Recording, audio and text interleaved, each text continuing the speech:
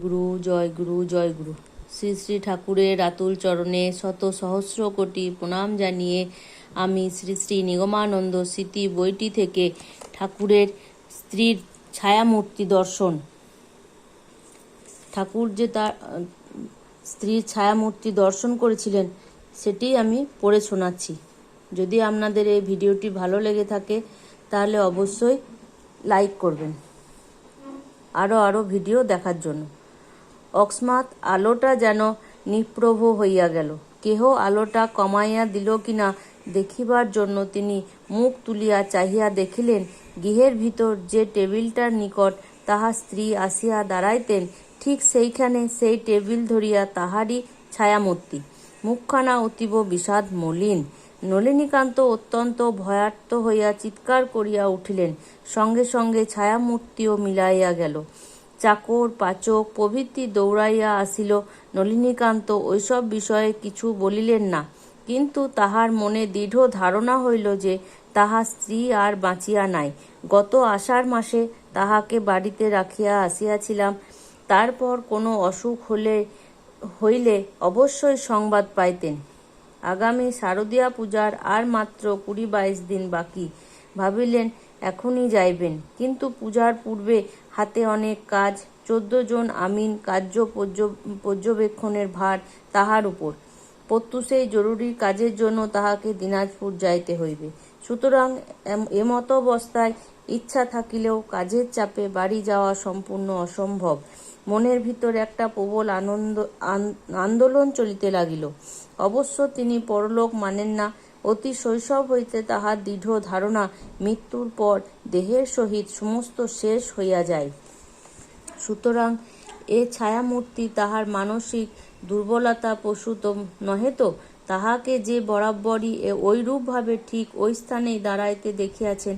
সুতরাং সংস্কার বশে অকস্মাৎ মনের খেয়ালে ঐরূপ দেখেন নাই তো? এ কি মনের ভ্রান্তি? যদি পূর্বের সংস্কার তাহার মনের উপর ক্রিয়া করিয়া থাকে, তবে মনে যাহা ভাবিবে চোখে তো সেইরূপই দেখা যাইবে।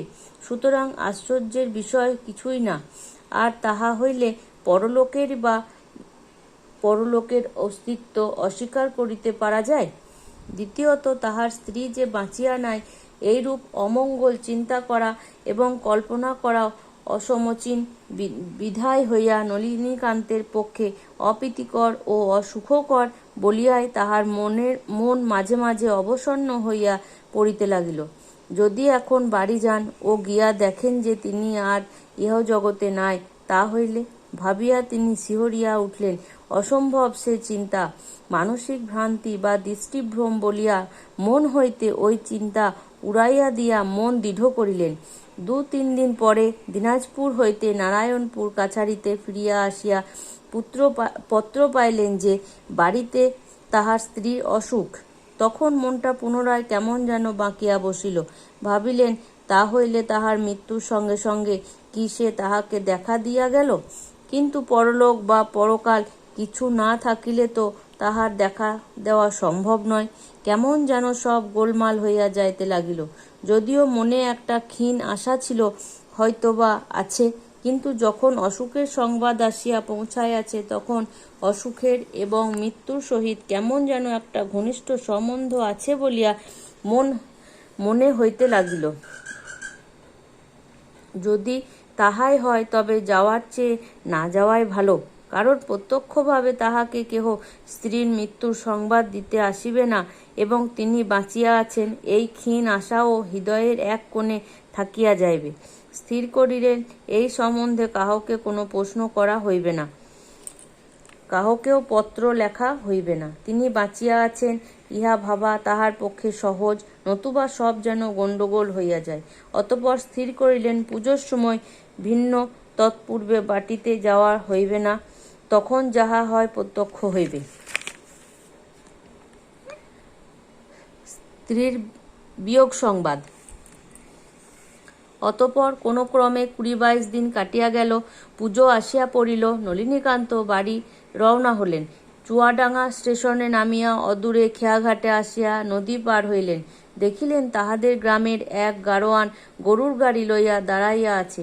নলিনীকান্তকে দেখিয়া উক্ত গাড়োয়ানের নিকটে আসিয়া বলিল যে তাহার এক ভগ্নিপতি আসিবার কথা আছে, সেজন্য বাড়ি হইতে তাহাকে পাঠাইয়া দিয়াছে।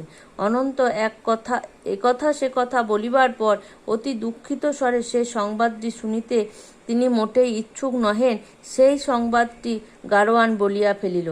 3 দিনের জ্বরে আজ 20-22 দিন হইল বড় ঠাকুরের স্ত্রী মারা গিয়াছেন। নলিনীকান্তের আপাদ মস্তক যেন কেমন ঝাঁ করিয়া উঠিল। তিনি আর দাঁড়াইতে পারিলেন না, গাড়িতে গিয়া বসিলেন।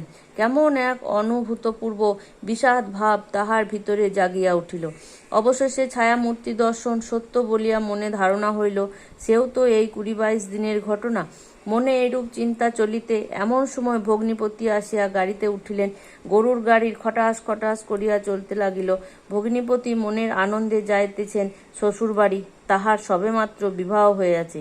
কত কল্পনার ছবি তাহার মনের ভিতর ফুটিয়া উঠিতেছে, তিনি তাহা কোনো মতেই চাপা দিতে পারিতেছেন না। নলিনীকান্ত সম্পর্কে তাহার শালক, সুতরাং তাহার আদির সাতত্বভাবে বিনিময় করিয়া কিছু রসাস্বাদন করিবার চেষ্টা করিতে লাগিলেন। কিন্তু নলিনীকান্তের ঠিক আর বিপরীত ভাব। নৈরাশ্যের অবসাদ গোটা বুকখানা চাপিয়া ধরিয়া তাহার বাকরুদ্ধ করিয়া দিয়াছে। উভয় ভাবের মিল হইল না। এখন রাত্রি আছে, দীর্ঘ 16 মাইল পথ অতিক্রম করিয়া যাইতে হইবে। ভোর হইলে যে কোনো অজুহাতে গাড়ির সঙ্গে সঙ্গে হাঁটিয়া যাইতে পারেন, একে তো রাত্রিকাল। রাস্তার উপর পার্শ্বে লোকজনের বসতি নাই, তার উপর বাঘেরও ভয় তো আছে। সুতরাং তিনি নিশা বসানের প্রতীক্ষা করিতে লাগিলেন। কয়েক ঘণ্টা পরে মেহেরপুর আসিয়া ভোর হইলেই গরুর গাড়িতে বসা বড় কষ্ট, এই অজুহাতে নলিনীকান্ত গাড়ির পশ্চাতে হাঁটিতে যাইতে লাগিলেন। বেলা 8টার সময় কুতুবপুরে পৌঁছালেন। কুতুবপুরে যেই তাহাকে প্রথম দেখিল, সেই তাহার অনুগমন করিতে থাকিল। 1 জন, 2 জন, 3 জন করিয়া ক্রমশ 20, 24, 25 জন লোক তাহার পশ্চাৎ যাইতে লাগিল, কিন্তু কেহ তাহাকে কিছুই বলিল না। স্ত্রী লোকগণ তাহাকে দেখিয়া কিছু না বলিয়া সরিয়া যাইতে লাগিল। যাহারা তাহার পশ্চাৎ আসিতেছিল, তাহারা মনে করিতেছিল যে নলিনীকান্ত বাড়িতে গিয়া কি একটা কাণ্ডই না করিবে। তাহাদের ভিতর আবার কাহারো মনে তাহাকে প্রবোধ দিবার চিন্তাও জাগিতেছিল। কিন্তু ক্রমশ যতই লোক জমিতে লাগিল, নলিনীকান্তের মন ততই দৃঢ় হইতে লাগিল। অবশেষে তিনি বাটিতে পৌঁছাইয়া বহিব বাটিতে বসিলেন। কত লোক কত কথা বলিতে লাগিল। উহার চেয়ে ভালো বউ পাওয়া যাইবে, অমন কি আর জুটবে না? এই মাসের ভিতরই বিয়ে দিব। প্রতিবাসিনীগণ বলিতে লাগিলেন, অমুকের কেমন সুন্দরী মেয়ে আছে, তারা দিতে চাচ্ছে। অমুক গ্রামের অমুকের মেয়ের সম্বন্ধ নিয়ে ঘটক এসেছিল, যে গেছে সে গেছে, আর এমন কি বা গুণবতী ছিল, সে কি আমাদের ছেলের যোগ্য মেয়ে ছিল গো? ইত্যাদি নানা কথা বলিবার পর যে যার বাড়ি চলিয়া গেল। কথাগুলি নলিনীকান্তের মর্মে বাধিতে লাগিল। সত্যই কি তাই? মানুষের সম্বন্ধ জীবনাবধি হইলেও তাহার প্রীতিময়ী স্মৃতিটা ঠেলিয়া ফেলা যেন খুব নির্মম বলিয়া তাহার বোধ হইল। যাহা হোক, লোকজন যখন দেখিল কিছু ঘটিল না, তখন সকলেই যে যার বাটিতে চলিয়া গেল। যদু পোদ্দার কিন্তু কিছুতেই উঠিল না। নলিনীকান্তের সহিত তাহার বিশেষ বন্ধুত্ব ছিল, কিন্তু তাহার সঙ্গও এমন নলিনীকান্তের অভিপ্রেত ছিল না। তিনি একটু নির্জনে বসিয়া তাহার স্ত্রীর সম্বন্ধে চিন্তা করিতে ও শুনিতে চান। অবশেষে যদু পোদ্দারকে এড়াইয়া বাড়ির ভিতর গিয়া একাকী গভীরভাবে তার বিষয় চিন্তা করিতে থাকিলেন। তখন সন্ধ্যাবেলা, দেবীর সপ্তমী তিথির পূজা আরতি বাজনা বাজিতেছে, আর সেই বাজনা যেন নলিনীকান্তের বুকের ভিতর আঘাত করিতেছে। সেই ঘর, তাহার ব্যবহৃত দ্রব্যাদি সব পড়িয়া রহিয়াছে। তার স্মৃতি উক্ত দ্রব্যাদির সঙ্গে সমস্ত যেন জড়িয়া রহিয়াছে। শুধু সেই নাই, যেন সব স্বপ্ন। 2 দিনের সুখের ঘর আপনি ভাঙিয়া গেল। কিন্তু কোথায় সে? মৃত্যুর পর সবই কি শেষ হইয়া যায়? না আর কিছু অবশিষ্ট থাকে? যদি না থাকে তবে তাহার ছায়ামূর্তি দেখিলেন কেন? যদি পরলোকে থাকে তবে তার সঙ্গে একবার সাক্ষাৎ করিতে চেষ্টা করিবেন। তার অন্তিমকালে একটিও কথা তিনি শুনিতে পান নাই। নলিনীকান্তের মনের ভিতর যখন ওই চিন্তা প্রভাব চলিতেছে তখন একটা ঝুনঝুন শব্দ শুনিতে পাইলেন। মৃত্যুর পূর্বে তাহার স্ত্রীর পায়ে বৃদ্ধাঙ্গুষ্ঠিতে যে ঘুঙুর পরিধান করিতেন এবং চলিবার সময় তার যেরূপ শব্দ হইত, এই শব্দই ঠিক তদ্রূপ। কেহ যেন আস্তে আস্তে আসিয়া তাহার পাশে দাঁড়াইল। শব্দ থামিয়া গেল। নলিনীকান্ত স্ত্রীকে যেন পার্শ্বে অনুভব করিতে লাগিলেন। তারপর আর কিছু বুঝতে পারিলেন না।